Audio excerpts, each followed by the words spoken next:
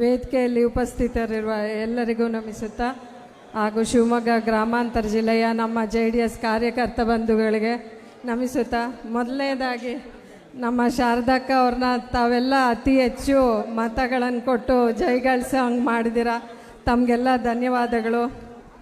ಇವತ್ತಿನ ದಿನ ತಮಗೆಲ್ಲ ಗೊತ್ತಿರೋ ಹಾಗೆ ಜನರೊಂದಿಗೆ ಜನತಾದಳ ನಮ್ಮ ನಿಖಿಲ್ ಕುಮಾರಸ್ವಾಮಿ ಅವರು ನಮ್ಮ JDS ಪಕ್ಷದ ಮುಖಂಡತ್ವವನ್ನು ವಹಿಸಿ ಮುಂದಿನ ದಿನಗಳಲ್ಲಿ ಏನು 2028ರಲ್ಲಿ ಚುನಾವಣೆಯಲ್ಲಿ ಅತಿ ಹೆಚ್ಚು JDS MLAಗಳನ್ನ ಜಯಗಳಿಸಬೇಕು, ನಮ್ಮ ಕಾರ್ಯಕರ್ತ ಬಂಧುಗಳಲ್ಲಿ ಒಗ್ಗಟ್ಟನ್ನು ಮೂಡಿಸಬೇಕು, ಎಲ್ಲ ರೀತಿಯಲ್ಲೂ ನಮ್ಮ ಏನು ಸದಸ್ಯತ್ವ ಅಭಿಯಾನ ಇದೆ ಅತಿ ಹೆಚ್ಚು ಸಂಖ್ಯೆಯಲ್ಲಿ ನಮ್ಮ ಮಹಿಳಾ ಸದಸ್ಯರು ಭಾಗಿಯಾಗಬೇಕು, JDS ಸದಸ್ಯರು ಭಾಗಿಯಾಗಬೇಕು. ಮುಂದಿನ ದಿನಗಳಲ್ಲಿ ಏನು ನಮ್ಮ ದೇವೇಗೌಡ ಅಪ್ಪಾಜಿಯವರ ಕನಸು 33% ಮಹಿಳಾ ಮೀಸಲಾತಿ ಇದೆ. ಅದರಲ್ಲಿ ತಾವೆಲ್ಲ ಈಗಿಂದನೇ ತಾವೆಲ್ಲ ಪಾರ್ಟಿಸಿಪೇಟ್ ಮಾಡಿ ಪ್ರತಿಯೊಂದು ವರ್ಗದಲ್ಲೂ ಮಹಿಳೆಯರು ಮುಂದಿದ್ದಾರೆ. ಆದರೆ ರಾಜಕೀಯವಾಗಿ ಸ್ವಲ್ಪ ಹಿಂದೆ ಇದ್ದಾರೆ. ಅದರ ಬಗ್ಗೆ ಅಪ್ಪಾಜಿ ತುಂಬ ಯೋಚನೆ ಮಾಡಿ ಈ ಮೀಸಲಾತಿ ಅನ್ನೋದನ್ನು ನಮ್ಮೆಲ್ಲರಿಗೂ ಒದಗಿಸ್ಕೊಟ್ಟಿದ್ದಾರೆ. ಅದನ್ನು ಸದುಪಯೋಗ ಪಡಿಸ್ಕೊಬೇಕು.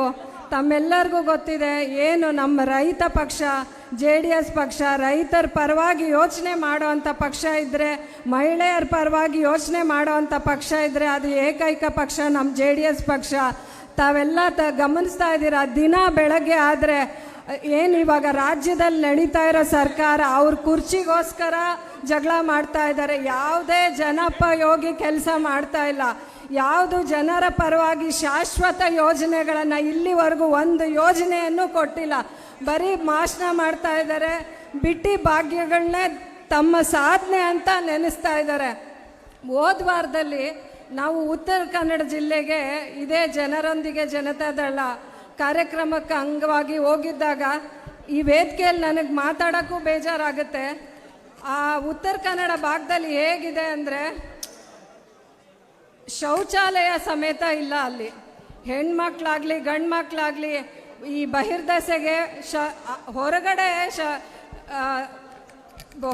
ಶೌಚಾಲಯನ ಉಪಯೋಗಿಸ್ತಾ ಇದ್ದಾರೆ. ಈ ನಮ್ಮ ಕರ್ನಾಟಕ ಸರ್ಕಾರ ಇದೆಲ್ಲ ಯೋಚನೆ ಮಾಡ್ತಾ ಇಲ್ಲ. ಯಾವುದೋ ಬಿಟ್ಟಿ ಭಾಗ್ಯಗಳನ್ನ ಸಾಧನೆ ಅಂತ ನೋಡ್ತಾ ಇದ್ದಾರೆ. ಈ ಥರ ಏನು ಜನೋಪಯೋಗಿ ಕೆಲಸ ಮಾಡಬೇಕಾಗಿದೆ. ಹೆಣ್ಮಕ್ಳಿಗೆ ಏನು ಭಾಗ್ಯ ಕೊಟ್ಟಿದ್ದೀನಿ ಅಂತ ಹೇಳ್ತಿದ್ದಾರೆ. ಏನು ಆಚೆಗಡೆ ಶೌಚಾಲಯಕ್ಕೆ ಹೋಗೋದೇ ಇವ್ರು ಭಾಗ್ಯ ಕೊಟ್ಟಿರೋದಾ? ಯೋಚನೆ ಮಾಡಿ. ಇಂಥ ಸರ್ಕಾರಕ್ಕೆ ನಾವು ಮುಂದಿನ ದಿನಗಳಲ್ಲಿ ಬುದ್ಧಿ ಕಲಿಸ್ಬೇಕಾಗಿದೆ. ನಮ್ಮ ಜನೋಪಯೋಗಿ ಸರ್ಕಾರ ಏನಿದೆ, ಕುಮಾರಣ್ಣನ ಸರ್ಕಾರ ಏನಿದೆ, NDA ಸರ್ಕಾರ ಏನಿದೆ, ಇವ್ರಿಗೆ ನೀವೆಲ್ಲರೂ ಆಶೀರ್ವಾದ ಮಾಡಿ ಮುಂದಿನ ದಿನಗಳಲ್ಲಿ ನಮ್ಮ NDA ಸರ್ಕಾರನ 2028ಕ್ಕೆ ಕರ್ನಾಟಕ ಸರ್ಕಾರದಲ್ಲಿ ಬರೋ ಮುಖಾಂತರ ಕುಮಾರಣ್ಣನ ಮುಖ್ಯಮಂತ್ರಿ ಮಾಡೋದಕ್ಕೆ ತಾವೆಲ್ಲ ಆಶೀರ್ವಾದ ಮಾಡ್ತೀರಾ ಅಂತ ಅಂದ್ಬಿಟ್ಟು ಈ ದಿನ ನಾನು ಕೇಳ್ಕೊತ ಮಹಿಳೆಯರೆಲ್ಲ ದಯವಿಟ್ಟು ಇನ್ನೂ ಹೆಚ್ಚಿನ ಸಂಘಟನೆ ರಾಜಕೀಯವಾಗಿ ಪಾಲ್ಗೊಳ್ಳಿ. ಮುಂದಿನ ಏನು ಗ್ರಾಮ ಪಂಚಾಯತಿ ಆಗ್ಬೋದು, ಜಿಲ್ಲಾ ಪಂಚಾಯತಿ ಆಗ್ಬೋದು, ಪ್ರತಿ ಎಲ್ಲ ಚುನಾವಣೆಗಳಲ್ಲಿ ತಾವು ಭಾಗವಹಿಸಬೇಕು. ಯಾಕಂದರೆ ತಮಗೆ ಏನೇ ಕೆಲಸ ಕೊಟ್ಟರು ತಾವು ಶ್ರದ್ಧೆಯಿಂದ ಮಾಡ್ತೀರಾ.